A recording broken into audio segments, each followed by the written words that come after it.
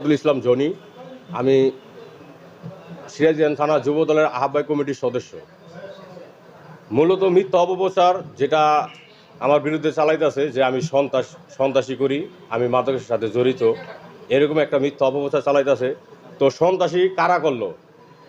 আপনার সিরাজদি খান কুলুবাড়ির মোচরে এখান থেকে এবং কি শিকদাবাড়ি স্কুলের এইখান থেকে অস্ত্রপাতি নিয়ে ওপেন শুডাউন দিয়ে হিরুনি খিলকা তুলি তারা আপনার আমার হিরুনি খিলকা আমার গ্রামে তুলি তারা যাই আমাকে হুমকি ধুমকি দিছে যে জন্য তুই হিজলা, তোর সাহস থাকলে তুই আয়, প্রতিবাদ কর আমার সাথে।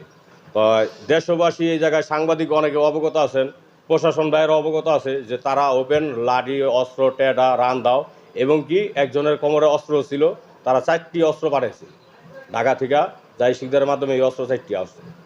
এর ভিতরে আপনার সাই শিকদারের কোমরে একটা অস্ত্র ছিল এবং আপনাদের ভিতরে যে কোনো এক সদস্য দেখছে, আমি তার নাম প্রকাশে বলবো না, যদি কেউ জানতে চান আমি গোপনভাবে বলতে পারবো।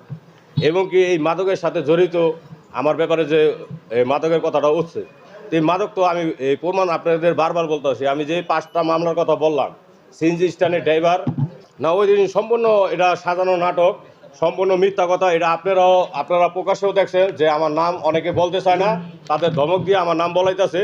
এবং কি এখানে যারা সিরাজগঞ্জ বাজারে স্থায়ীভাবে যারা মাদক ব্যবসা করে, যারা মাদক ব্যবসার সাথে জড়িত, তাদের নিয়েই তারা এই মানববন্ধন করছে আমার বিরুদ্ধে এবং কি তাদের আরও সুযোগ করে দিয়েছে মাদক ব্যবসা করার জন্য।